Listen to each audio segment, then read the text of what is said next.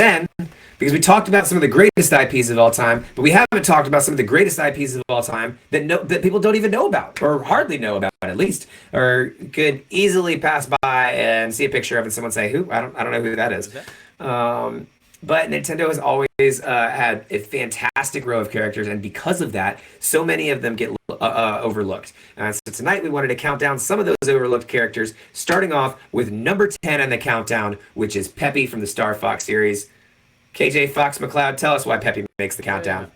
Sorry, Slippy. Tell you why Peppy's on here. You're not.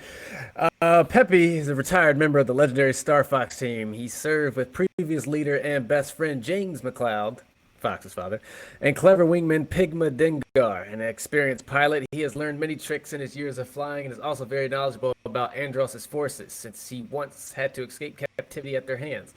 Even though Peppy is older than all the other Star Fox team members, he declined the leadership role and insisted that the younger Fox McCloud take over the team after James was slain by Andros, R.I.P., after Pigma's betrayal and James was captured. Peppy narrowly escaped to return to Cornelia to inform Fox of his father's fate, and remain by his side, and the rest, as they say, is history. Sorry, that's my dog. Your dog all right? Yeah, she's reverse sleeping right now. So. Oh. Good girl. She's fine. My dog. Yeah. So, anyway, Peppy's always casually reminding me to barrel roll and use my bombs wisely, and he's kind of like a father figure to your Fox McCloud character. He's always mentoring you and telling you, when to do that barrel roll, when to do those sort of somersaults, if you will. And I wouldn't be the R-wing pilot I am without Peppy. For real. Yeah, no, I think that Peppy is certainly an overlooked character, especially when you look into his backstory, especially with him being kind of a veteran of Star Fox and, kind of being the, old wise man of the team, the Yoda to Star Fox's Luke Skywalker. Do a barrel roll. Do a barrel roll. Yeah. Exactly. Without him, we wouldn't know to do a barrel roll. No. When we need to do a barrel wisely. roll. Exactly. You gotta use those bombs wisely. You do. And Slippy's not going to tell you to use those bombs wisely because he's like, no, he always needs help. Star Fox, I need help. Drop the bombs. That's why I didn't make it. Yeah. That's why he didn't make it on the countdown. But number 9 did make it to our countdown, which is Kamek. Why does Kamek make the countdown? Jake? Yeah, Kamek is an important character to the story of a few Mario games. He's a loyal servant of Bowser, really likes to steal babies, and is a wizard with the power to shoot laser beams shaped like squares. He's already pretty decent in my book with all of those powers. As often the case in Nintendo games, he can sometimes be depicted as a semi-bumbling villain, but he is not to be trifled with. He always plays a part in a lot of the final boss battles, and one of the big ones is in Super Mario World 2, Yoshi's Island. And he's a pretty big boss and plays a pretty big role in the Paper Mario series and a lot of the early games. And so so why has Nintendo never invited him to any of Mario parties or sporting events? And why no Smash? The guy's been one of Bowser's right-hand mans through multiple video games, but yet seems to get no respect when it comes to any of the party games or any of the other games that show basically Bowser Jr. Why are there? You can pick between 40 of Bowser's kids, but you can't get his right-hand man. And so there's just no respect for Bowser's right-hand bird thingy, and that's why we had to get him on the list. Yeah, for real. Fuck that guy. I hate him so much. He can be a tough boss, right? Well, it's not that. I just remember Super Mario World, him popping up everywhere, everywhere. You'll bounce on his head and he's gone. And you're like, good, he's gone. And then you'll be running and then he just appears and then you die. And I'm like, fuck, go away. Exactly. He can be a menace, and that's why it's interesting that I don't know if it's that hate is why Nintendo hasn't had him in anything, but the fact that we haven't seen him in one Smash or one Mario Party or even one of the Olympics games, for God's sake. We got Sonic in those. We got Shy Guys in fucking Mario Kart, man. Exactly. Come on. But no respect for Bowser's right-hand bird thingy. Yeah, he's still in Mario Party. Is he in Mario Party as a playable character? That's what I want to know. Yeah, I guess he does. He does appear in Mario Party, but he's not. But I don't know if he's a playable character. He's is. just there just to fuck with people, you know? Right. So, but that's why he comes in at number 7 on the countdown. Or sorry, number 9 on the countdown. Whoa, sorry, I jumped ahead there a little bit. But number 8 on the countdown is going to be one of the Kongs themselves. That's right, Lanky Kong, a severely underrated character of the Donkey Kong franchise, and one of the most unique characters to continually get shafted. Lanky Kong's one and only appearance was in the legendary N64 game Donkey Kong 64, which I don't know if you guys ever played Donkey Kong 64. Mwah. Absolutely fantastic game. One of my favorite Donkey Kong games of all time. By far. Yeah, and Lanky Kong was a really unique character. I mean, he was he was the only character that could walk on his hands, play the trombone, and he was one of the only characters other than DK who could transform into another animal. Now, some of you may ask, why was that animal a swordfish? There's not really an answer for that. But Lanky Kong was just a weird one. And I think that's why I kind of really would like to see him in some other things, possibly in Smash or something else, because he was such an oddball character. It seemed like he was the part of the crew that was like, he's the weird one that wears overalls and, you know, has plays the trombone and hangs out, and if there's one member of the Kong group that's in a ska band, it's Lanky Kong, and so that's why I vibe with him so much. That's true. Lanky would definitely be in a ska band. Yeah. Do y'all remember Lanky Kong at all? I vaguely remember Lanky Kong, Vaguely. but and I'm glad he's on here. I think there's a lot of Kong family members that need to be on this. Right. No, 100%. I'm glad. I mean, I just got Donkey Kong, or 64 for Christmas. It was actually one of the things Jessica got me because I'd been wanting to go back, play it. Like I said, I have a Nintendo 64 in there, so when I talk shit, it's because I've actually played this thing. Right. And so this isn't like me just going like off the cusp. Like I actively play my 64 sometimes, and that controller is cumbersome. But like anyway, so I've been meaning to go back and play this one. She got me GoldenEye and Donkey Kong 64. So I need to go back and check out Lanky and just see if I fuck with his vibe. Yeah, I fuck with Lanky's vibe. Do you remember Lanky Kong at all, Kev?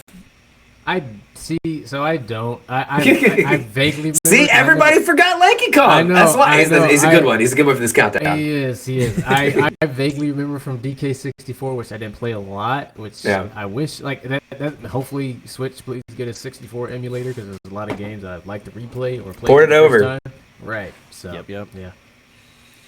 Yeah, do like a little Unreal Engine fix on the N64 version of Donkey Kong 64 and give us that game back. I would dig it. I would go for it hands down. Yeah.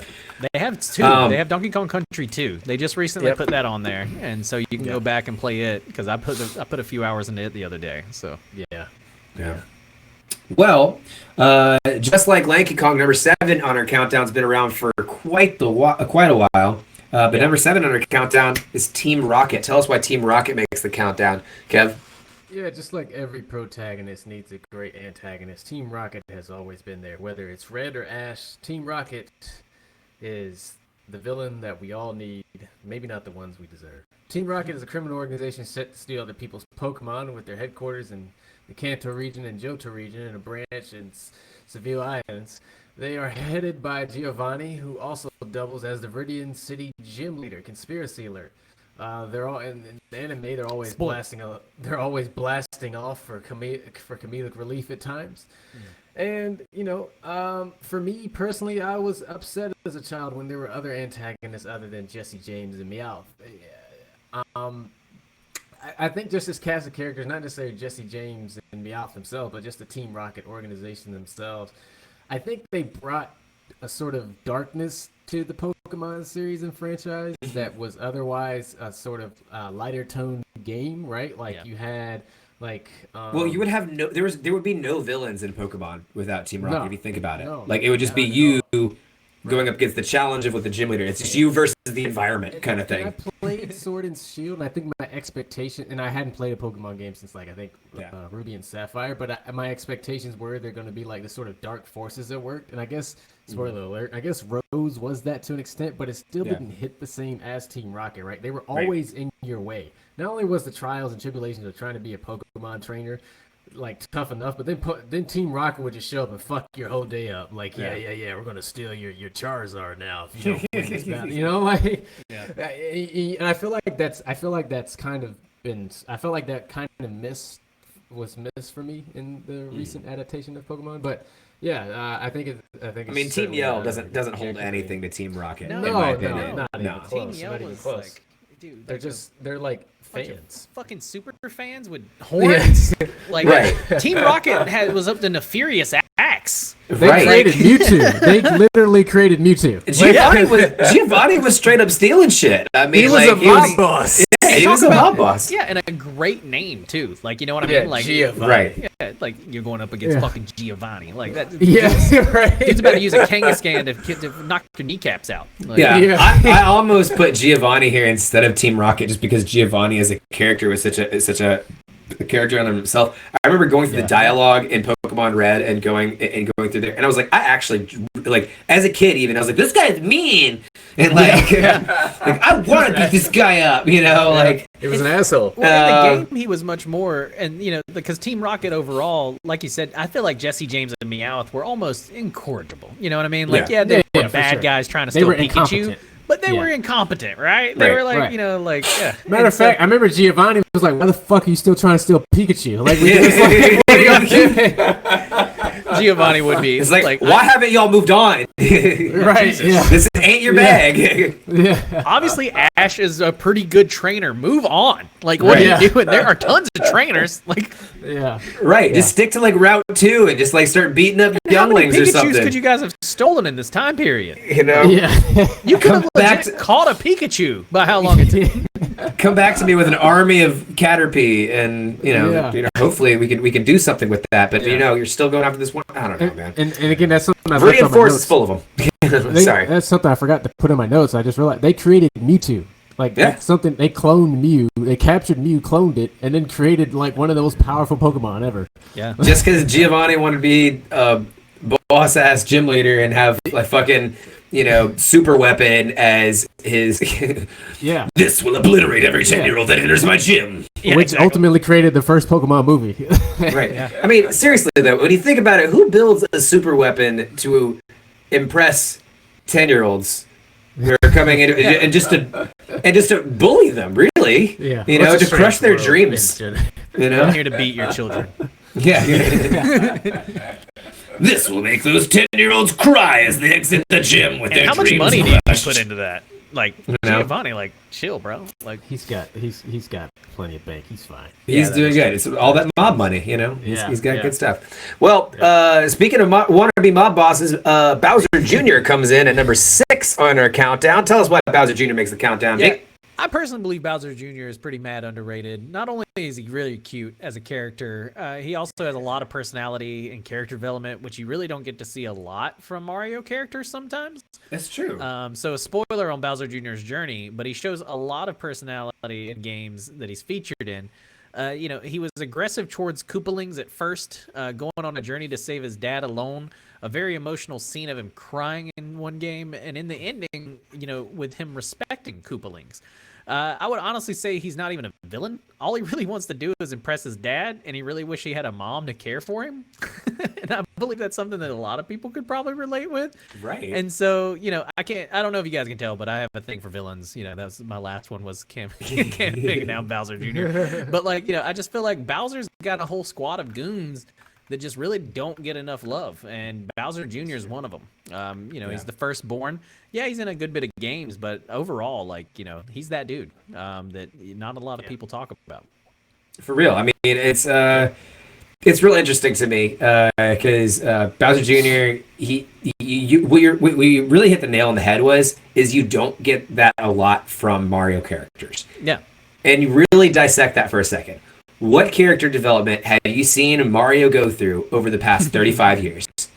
It's been an outfit change, man. Like, that's it. Yeah. You know, we have seen him go through, I mean, like, yes, he's had to rescue the Peach from the castle, but that's the plot of literally every game. We have seen Luigi go through more character development than Mario. Yeah. Arguably with Luigi's Mansion. You know, and it's the same for Bowser Jr. with Bowser. You know, you've seen a lot more development in the Bowser Jr. character than even Bowser, which is the big bad. You know. Yeah. Yeah. and I think that's And so that's why I think he's mad underrated. Like he is. He really is not mad enough, underrated. Bowser Jr. tattoos. Right. It's like Super Mario Sunshine was super underrated. He was the main antagonist there, basically. He what is it, Shadow Mario or whatever that guy was that was running around there? Yeah. The pollutant Mario. That was back when we all cared about the environment so much to make video games about, I just started not replaying polluting. it since they ported it, so I'm very excited to be Sunshine. That's going to be fun. It's going to be fun. Well, going from cute flying dragon-like creatures to giant man-eating space dragons, number 5 on our countdown is Ridley, a.k.a. Geoform 187, a.k.a. the cunning god of death, a.k.a. the most badass cybernetic space pirate dragon in all of Nintendo. You really call him 187? Like, what the fuck? Ridley is a draconic extraterrestrial hailing from the planet Zebes, and he became known as Samus's arch enemy after leading a space pirate raid on her homeworld that killed her parents. Though having been destroyed numerous times by Samus, he is always resurrected due to equal parts space pirate engineering and his natural regenerative ability, which allows him to swiftly recover from what would otherwise be fatal wounds as long as he is able to consume enough biomatter from his fallen adversaries. So literally eating people. Originally appearing as a subordinate of Mother Brain, the main big bad, he returns in Metroid Prime 3 Corruption, but this time he's gone full RoboCop, donning on his iconic cybernetic Meta Ridley form, and even commanding the space pirates himself. Honestly, how can you not love this character, especially once you get into the details of him? He's part Darth Vader, part Smaug, part evil space pirate, part fucking xenomorph. Like, he's an amazing combination of all of these things. Yeah, I mean, did you guys know the backstory of Ridley at all? I did not. I always thought he was just like this dragon, the space dragon. I didn't know he was so complex and intelligent. Like, Ridley's sentient, you know? Yeah, I didn't know that until recently when I'm replaying this the Metroid games as an adult. I'm like, oh shit! I thought it was just this dragon that you just went to go slay. You know? Yeah, no, it's deeper than that. I always knew Ridley was responsible for killing Samus's parents because I knew that was the big kind of overarching thing. But I kind of thought of it as destroyed. Maybe it was a part of a raid that destroyed the village or whatever that Samus's parents lived in. I always thought this was kind of like a creature that was just doing some bidding, in a way more so of the brain than. And honestly, originally it was. Yeah. You know. And so the fact that now it's Ridley is its own kind of filled out character that sentient, like you said, that's pretty impressive and also very terrifying. It's a very terrifying character overall. Yeah, I mean, just the fact that he's able made an to. appearance in Smash this year too, right? He did. He finally made an appearance in Smash. I want to try to keep the Smash characters off of this countdown, but honestly, there's so many things about some of these Smash characters that are highly underrated. We wouldn't be able to talk about Bowser Jr. We wouldn't be able to talk about Ridley. And I think that these are some highly, highly underrated characters. I think Ridley's story should honestly just be explained more if you give me a chance to do it on my own solo Ridley game where I get to be, lead space pirate raids as a, xenomorphic zombie space dragon cyborg. I will totally be down for that. That's hitting a lot of buttons for me. Yeah, I don't know about y'all. I'd play that as well. That's that's just too cool. Yeah, yeah. It's kind of one of those things that it's weird that it all works together because it's a space dragon, alien, cyborg, robot. All of these things together, and it's kind of like that Rick and Morty character where it was cyborg gator robot. Oh yeah. In that one episode where where it just seems like you're just two cool things mashed together kind of thing. Well, this is a bazillion different stuff mashed together. It's like a KFC bowl. KFC bowl of all these good. Why does this chicken taste so good with this corn on these mashed potatoes? What's happening? Right. You don't know. You don't know. Right. But yeah, Kev. Yeah, you got any thoughts on Ridley making this high on the countdown? No, I think Ridley definitely deserves to be here, mostly because he's fucking terrifying and has some depth to him. So yeah, it actually has some depth to him. And it originally was just this crazy creature, but as leader, he developed more. He was able to become sentient and actually can talk. And like, I can't imagine having a conversation with Ridley. That sounds not at all. That sounds terrifying. Yeah.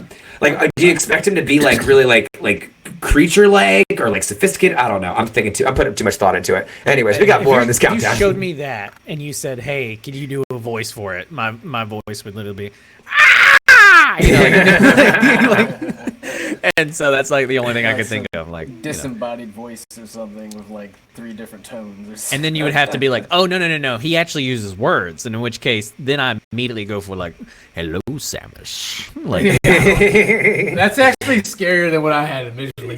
Yeah, what I had in my head was like the sophisticated like hello, Samus. And like I don't know, I can't do it off the top of my head. I'm thinking like, more of a schmog. Yeah, Schmog, Sean Connery. Well, hello, Samus. Once again, it seems we find ourselves in this predicament once again, don't we? I used my tail to completely gut your family. So. I did. And then I ate them to regain life. And then I ate them, yes, to regain some life. Health points. Can't you tell by my skin? Look how tight it is. Well, speaking of things with not tight skin, number 4 in the countdown is Cranky Kong. That's a great transition. Segue. Yeah, right on the fly there. Cranky Kong, also known as Donkey Kong Senior, Donkey Kong the First, or as I like to call him, Donkey Kong Pops, is a widower and Donkey Kong the Third's crabby, rambling and complaining grandfather. Bet you didn't know that Donkey Kong is actually Donkey Kong the Third. Anyway, husband of Wrinkly Kong and father of Donkey Kong Jr., Donkey Kong's the Donkey Kong we know's father. It's weird, stay with me here. Cranky has made numerous appearances throughout the Donkey Kong series. He usually acts as a guide in the games to help his grandson Donkey Kong or other Kongs along the journey, as he has had some enlightening experiences.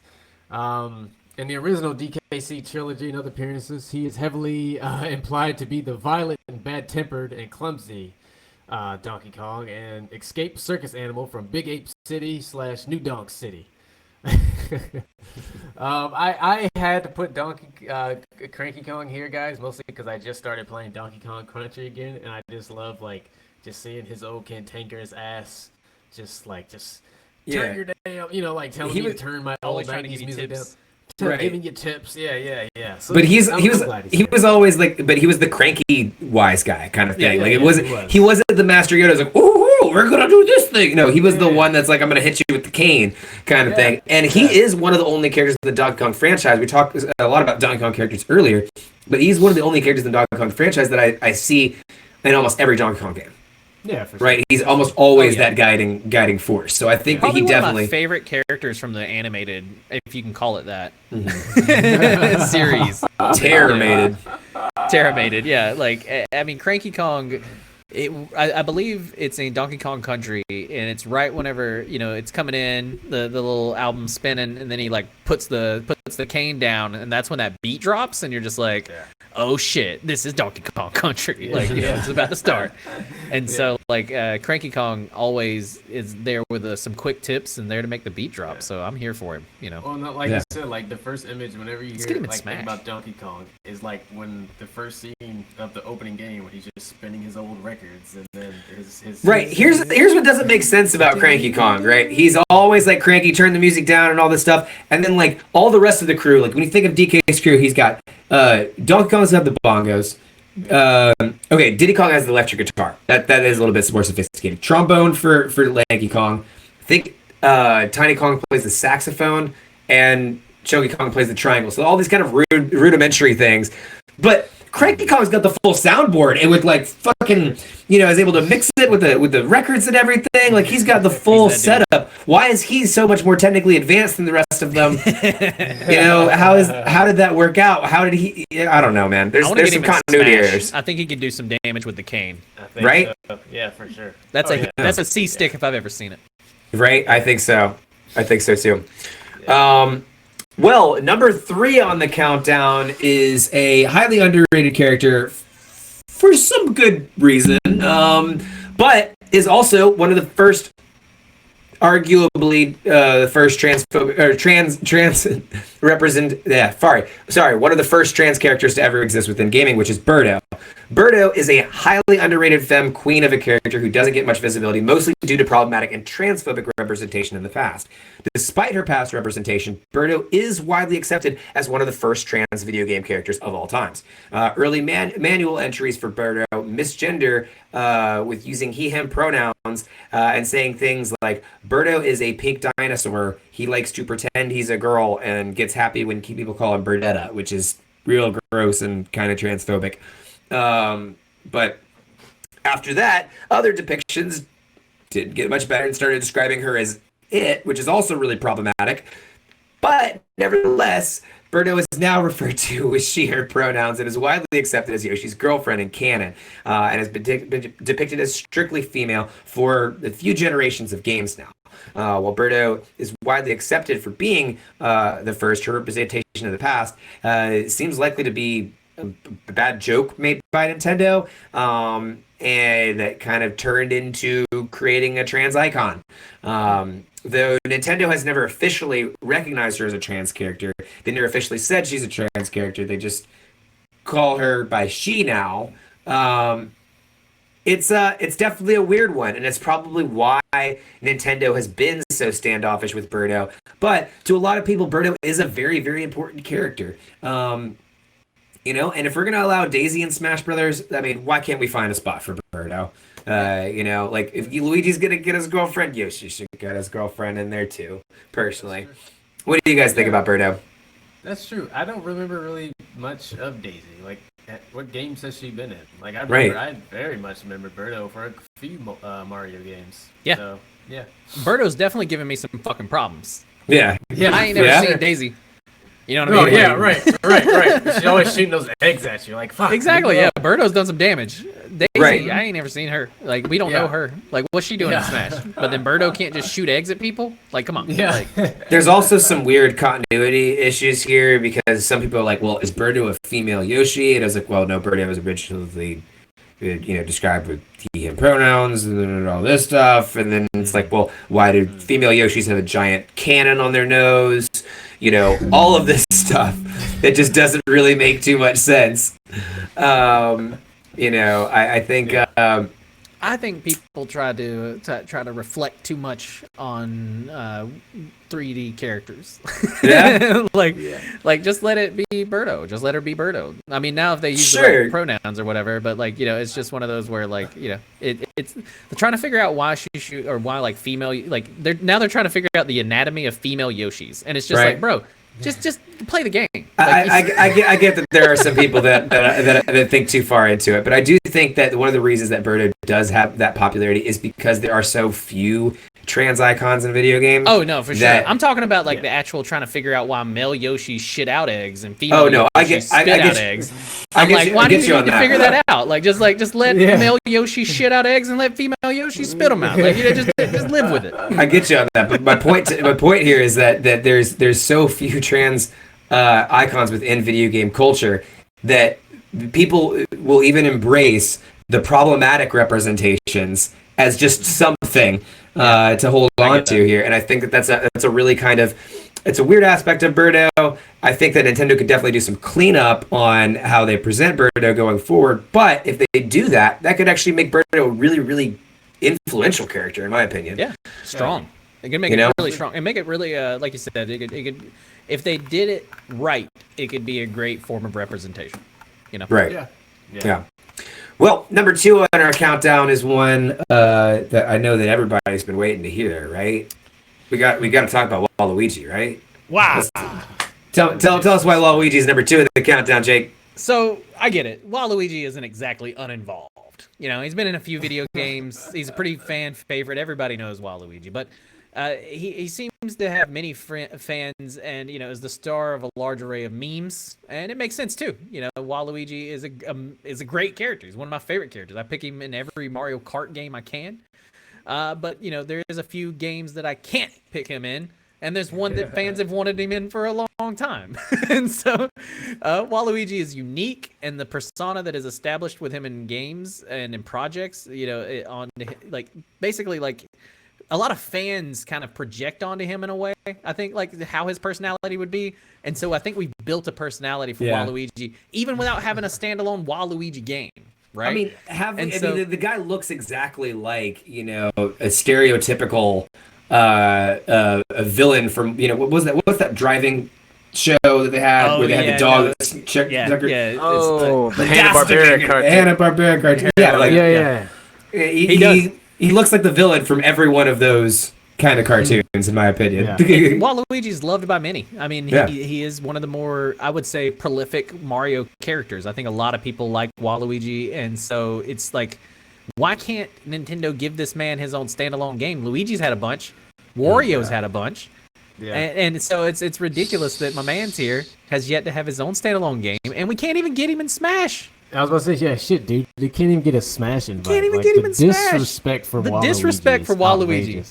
It's like and if you played even his trophy is like OP. Like when Waluigi comes out onto the field, he's gonna beat your ass. Right. Yeah. And I just don't understand why they can't put him in the game. Like they put so many characters above Waluigi. It's asinine at this point. Minecraft I think that getting in fucking Smash. That's Waluigi.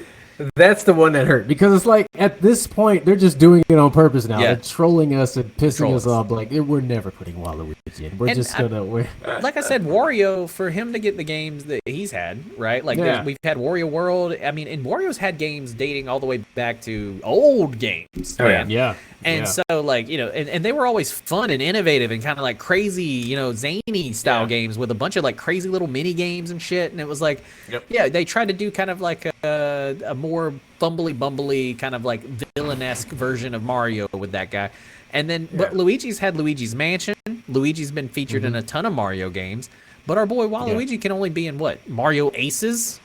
Get him in Mario Aces and Mario Kart. Oh, and he's in Mario Party. I know he's been in almost every Mario Party as well. So, we've got him in a few party games. But not Smash. But not Smash. Yeah. Yeah. And makes sense. And he hasn't got his own standalone game, which I think is the biggest travesty. I think most people would believe he's number 2 on this list because he's not in Smash.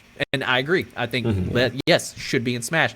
But the reason why I wanted him so high was because he's been a prolific villain in the Mario universe for a long time and has never got his just desserts. The dude's never had his own Give me game. Waluigi's Mansion, where instead of Luigi, where instead of like, how Luigi's Mansion where he goes through every room, he's just scared as shit. Just have Waluigi go in there and just like, aha! And just like brazen his shit. Like, give me a ghost. Literally beating the fuck out of ghosts. Just Actually, no, it would be him walking in and then summoning ghost, right? Like it'd be the opposite. So it would be like Waluigi summons demons, and like he has the Necronomicon. Oh my god! And it's just like, wow, reading Latin. Listen up, Nintendo.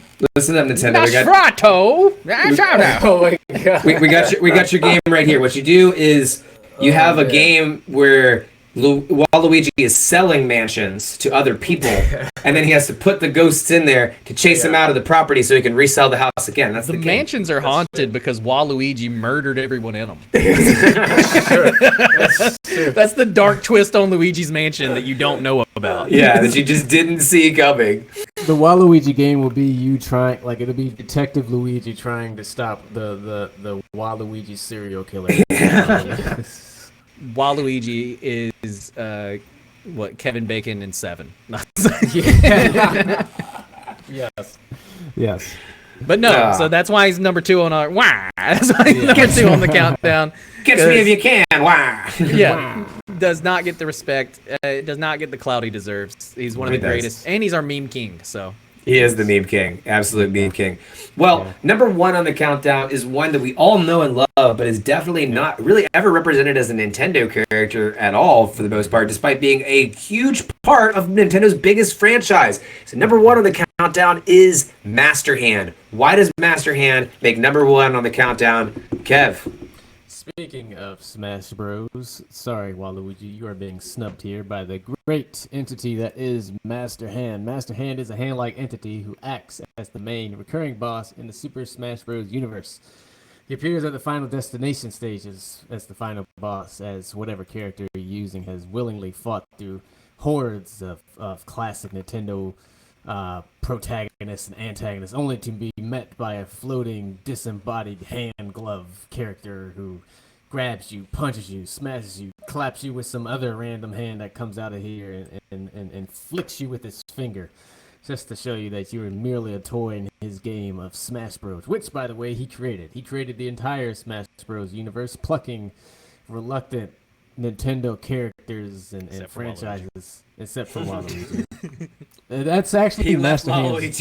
Right. That's his greatest. Curse you, Master Hand. Master Hand is Waluigi's hand. Oh. Shit. Oh. He's been in Smash this whole time, guys. He's been in Smash the whole Time. It's been Waluigi. Okay, so number one is Waluigi's hand. Specifically his left hand. But no, I get why Master Hand's number one, man. Yeah. He's literally, like you said, he's only represented in the Smash games. I want a full-length story. What's his backstory? Who is Master Hand? Does he have loved ones? Did he lose the loved one? Why is he so mad? Did he lose his body? Yeah, dude. Is he just a hand now? Is he just a hand now? Like, yeah. And my thing is, so I remember from the original Smash Brothers opening, there would be like these little toys. They were all the Nintendo characters, and then his hand would come up and throw them into like something and give them life or whatever. So maybe it's like some different dimension, and Waluigi has somehow transversed it and has become this hand. Or maybe his hand has passed some other dimension and it's plucking Nintendo characters out and putting them into battles against each other. I don't know. It's so ambiguous. There's so many different ways we could go there. But yeah, Master Hand definitely, like we mentioned before, super underrated, super critical to the Nintendo sort of character roster, and of course the Super Smash Bros. Franchise, because the Smash Bros. Universe would not exist without Master Hand. Exactly. I mean, I think that one of the Let's give him a hand. Yeah, let's give him a hand, right? Let's give him a hand. hand for Master Hand, guys. One of the most memorable boss fights I can remember from Melee, which is the greatest game, one of the greatest Smash Bros. If the greatest Smash Bros. Game, was not just the fight with Master Hand at the end of each campaign, but was the fight with Crazy Hand and Master Hand on the same stage on Final Destination as the last event in the events that you had for Smash Bros. Melee. And that's still, I think, to this day, a pretty impressive feat to be able to do, to be able to take down both Master Hand and Crazy Hand before they take you off.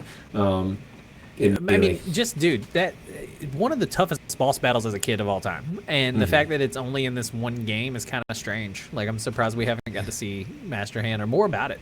Just like like we said, more backstory into Master Hand.